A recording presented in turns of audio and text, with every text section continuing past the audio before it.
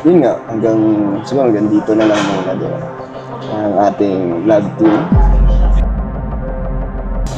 Babay na muna. Bye-bye.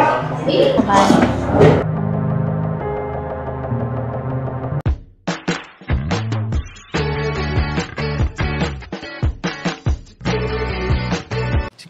Si Kuya Jens, ano yun, reactor natin yan.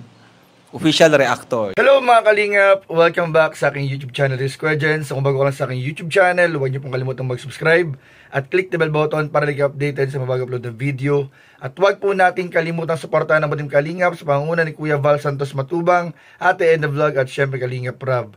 At pakisuportahan din pa ang mga kasamahan sa Butim Kalingap. Nandiyan po ang K-Boys, Kalingap Partner, Kalingap Reactor at lahat po ng charity vlogger sa buong Pilipinas. Tumutulong sa mga kabayan natin na lahat may hirap. Suportahan po natin lahat guys. So ngayon mga Kalingap, meron po tayong bibigyan ng reaction video. Ito po mga Kalingap ay kaugnay po sa nangyari mga Kalingap sa love team na Dandit mga Kalingap. Kung saan meron po tayong natuklasan mga Kalingap na lumabas po sa social media.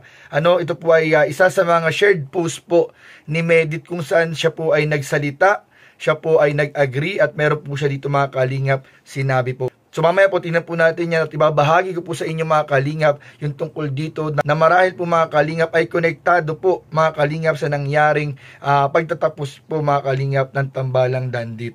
At dito nga rin mga Kalingap na bibigyan din po natin ng reaction video yung huling pag-uusap po nila Kalingap Dan at ni Medit sa Naga City nung nakaraang punta po ng Kalingap para bisitahin po at gawin nga po mga Kalingap yung pagpapaalam po ni Kalingap Dan. So mamaya po mga Kalingap, i-reveal po natin dahil konektado po ito mga Kalingap. Tapusin niyo po yung buong video mga Kalingap para malaman po ninyo ano pong ibig sabihin ng picture na ito mga Kalingap.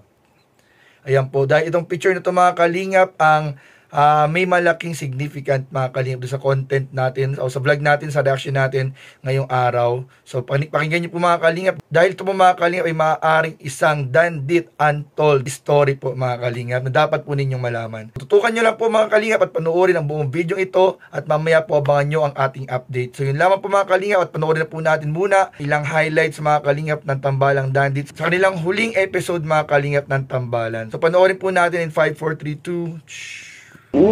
Tungkol sa chat ko sa'yo. Oo, nag-chat ka. Yung about doon. So, yun din yung isa sa mga pag-uusapan natin, di ba? Huwag mo na siguro. Bakit? Parang hindi pa ako ready. Ay, pasensya ka na, Medit, ha? Dahil sa gulo ng mga nangyayari ngayon. Aware ka naman doon, di ba? Sa mga negative. Sobrang dami, no? Yeah. Daming issue, hindi matapos-tapos. Kaya nililibang ko na lang ang sarili ko. Kamusta ka naman? Ano naman ang epekto sa'yo, no? Sa akin kasi, hindi naman ako, alam ko naman kung ano yung totoo sa hindi. So, hindi naman ako doon masyadong naapektuhan. Naapektuhan ako kung paano yun, kung paano yung effect nun sa mga nagmamahal sa atin. Kasi di ba grabe? Sila rin kasi ang naapektuhan, no? Pero, ayun, sorry din sa, dahil doon na nadamay ka pa, no? At isa pa, hindi ka sanay sa ganitong mundo, di ba? Sa social media na talaga bawat galaw mo, mapansin sila. Kaya pasensya na kung, ayun, nakasama ka sa gulo na ito. Hindi ka naman nagsisisi. Hindi naman, grabe. Mas lamang pa din yung blessing kasi. Oo naman. Yun yung natin, ilo-look forward natin. Yeah. Yung mga positive, yung mga nagmamahal. Hindi man kasi talaga mawawala yun. Talagang kasama yun sa sa ganitong mundo natin. Talagang meron talagang ganun. Hindi mo naman mapiplease, di ba, lahat ng mga nanonood. So hanggat wala naman tayong ginagawang masama, di ba?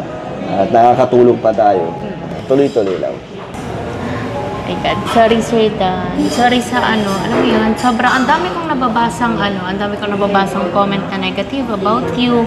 Lagi kong sinasabi na wag mag-spread ng hate kasi syempre, di ba, hindi naman lahat ng nakikita nila yun na yun. Di ba? Hindi naman lahat ng kung ano yung maririnig nila galing sa ibang tao ay totoo, di ba? So, yun, ako sa'yo. Kaya, sorry kung parang nagiging toxic yung iba sa mga fans natin.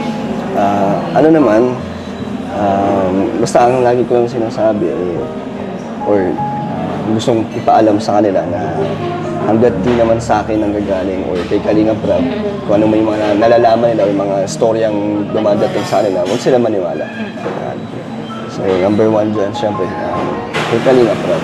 Doon lang, dahil doon talaga, doon nila makikita kung ano talaga yung mga nangyayari sa atin, diba, sa love team natin. So, yun lang. Sana, magkaroon sila ng peace of mind. Para hindi na sila may stress. Nakaka-stress din yun. hospital, may God. Ayaw naman natin yun, di ba? Hindi naman na ganun yung... Hindi yun yung intention ng love team natin, yung makasakit, may madamay na ibang tao. Gusto lang natin maging masaya sila. Masaya. Stress reliever nila tayo. Kaya, ayun, sa mga supporters po at sa viewers, sa mga nagmamahal kay Medit, gusto ko rin pong humingi ng pasensya po sa inyo kung nasaktan sila sa mga nangyayari, yung expectations nila hindi ko nabigay o hindi ko naipakita. Kaya, ayun, na-disappoint sila. Kaya, naiintindihan ko yung nararamdaman nila na yung galit nila, kung saan nanggagaling. Kaya, pasensya po. Ay, grabe naman. Kung umasa. Bakit? Ha? Bakit? Bakit? Kaya ka. Humingi na tayo pasensya kasi syempre, mahalaga sa atin ang mga viewers. Pero alam ko naman na karamihan doon maiintindihan. Oo naman, alam naman natin na marami dyan ang mga malawak ang isip. Pero syempre, pa sa lahat, humingi tayong pasensya para, kasi kahit pa paano supporters pa rin yan, opinion lang naman nila yung mga sinasabi na. Kaya, ayan, pasensya na po. At yun, patuloy lang po tayo sa buhay natin. Patuloy sa adikain, no? Sa ating misyon sa paglingap. Bakit? Bakit na ka? My God. Ikaw, ano masasabi mo? Wala. Sa kanila? Sa mga fans. Siguro magiging grateful ako dun sa mga fans natin na nung kinausap ko sila sa live na wag nang magsalita ng mga negative. Halos karamihan naman. Lalo na nung mga nasa community natin, nakinig sila. Tapos yun, sobrang grateful ako sa mga natin, sa mga community natin na solid talagang nagsusupport, lalo na sa Kalingap, Talagang, sa love team natin. grabe lang sila talaga magmahal. Oo, grabe talaga sila magmahal. Kasi salamat din, syempre, sa binigay nilang suporta.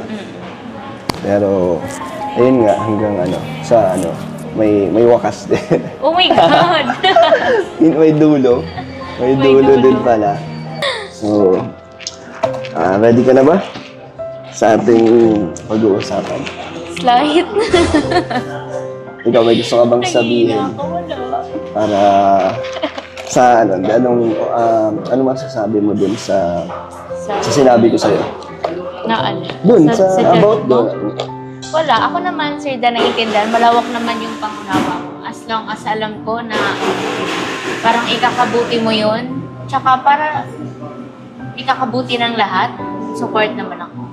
Kahit saan. Hindi, ako kasi, kaya ako naman din naisip, hindi ko naman yun agad-agad na naisip na matagal din naman.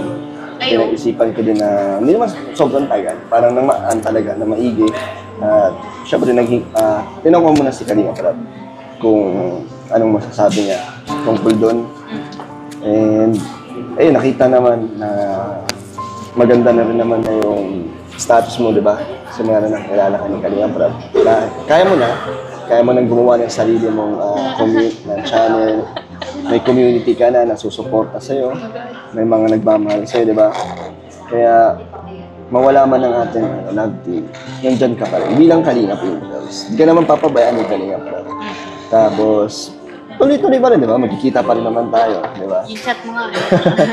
Hindi man mawawala, hindi man magbabago yung nasimulan natin na paano tayo naging magkaibigan. Sadyang, lang din. Yun nga, siguro hanggang dito na lang muna, di ba? Ang ating love team. Dahil, dahilan nun, syempre, nung nangyari nga, yung sa community natin masyado naging toxic, tapos maraming naging nadamay. maraming nadamay ng mga tao. Sobrang, ayoko din naman nila maramdaman yung galit nila, na lagi na lang silang gano'n, lagi silang may stress. And syempre, mga seniors din sila, di ba? Dapat di sila makaramdam ng mga bagay na makakapagpasakit sa akin. So, para less stress na lang, di ba? Ikaw, lagi ka naman nilang makikita. Di ba? Lagi ka naman nilang, updated pa rin sila sa'yo, di ba? Nag-live ka, tapos pa nagkaroon ka na ng channel mo. So, mas masaya, di ba? Yung community mo, puro good vibes na lang, masaya na lang. At sana, wag magalit sa atin or sa akin yung mga nagmamahal sa love team natin na titigil na natin. Sana wag naman silang maapektuhan din talaga. Maapektuhan sila, maintindihan natin kasi ganun yung pagmamahal nila sa atin, sa ating love team. Pero sana maintindihan nila. At sana sumuporta pa rin sila, di ba, sa ating dalawa.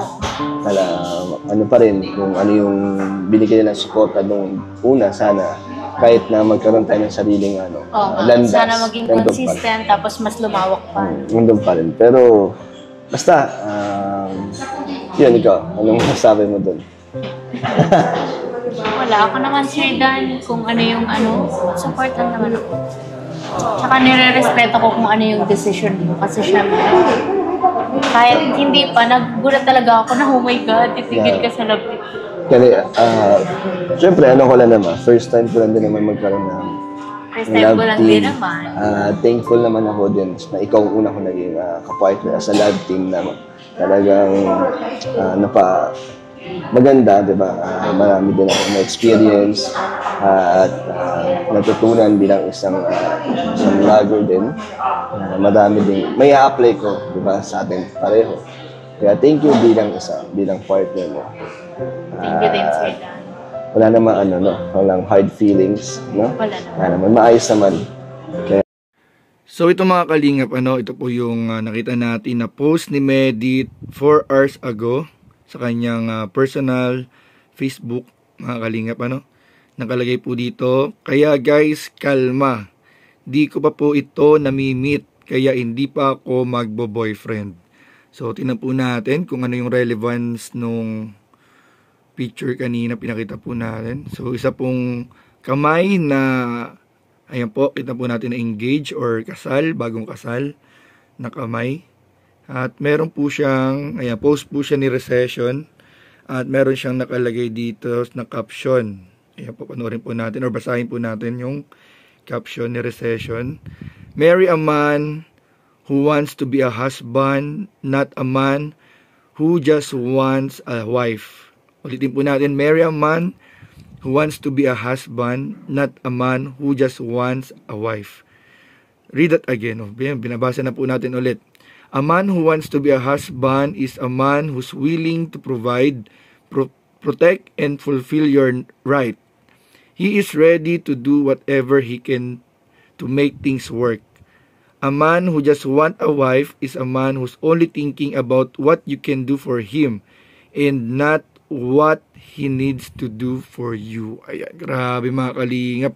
Masyadong malalim po yung yung caption ng post na ito ng merong kamay na may ganitong picture. Ito po yung post po ni Medit. Tapos, kinaptionan pa po ito ni Medit, shinare po ito ni Medit at ang caption po niya ay, kaya guys, kalma, di ko pa po ito namimit. Kaya hindi pa ako magbo-boyfriend. Ay, grabe. Ibig sabihin, hindi pa daw siya nakakamit ng lalaki na wants to be a husband. Kaya hindi pa siya mag-boyfriend. So, ayan mga kalingap. Talagang si Medit po, very mature po siya. Base po dito sa ating nakitang post. Very mature po si Medit mag-isip. At siya po yung tipo po ng babae na pag nagmahal ay yun na po yung gusto niya ring mapangasawa, makatuluyan at bumuo ng pamilya at tumupad ng mga pangarap nila. So ayun mga kalingap at nakita po natin din kanina yung usap nila Dan at ni Medit at talaga namang madamdamin po, grabe. Ngayon first time ko lang po napanood mga kalingap yung usap na yon at sobrang grabe, medyo talagang ramdam mo na sincere naman yung dalawa, na sincere sila at parehas din sila nalulungkot. Pero ayun nga, very supportive din naman sila sa isa't isa. Kung ano yung decision ng isa, ay susuportahan po nila at naunawaan po nila yung sitwasyon, mga kalingap. So, ayun po mga kalingap, patuloy lang po natin suportahan si Medit, si Kalingap Dan, at syempre ang buong team Kalingap sa mga susunod pang mga serye. So, yun lamang po mga kalingap at maraming po salamat sa inyong panonood. Please don't forget to like, comment, share, and subscribe sa ating mga video. Maraming po salamat. God bless. Bye-bye.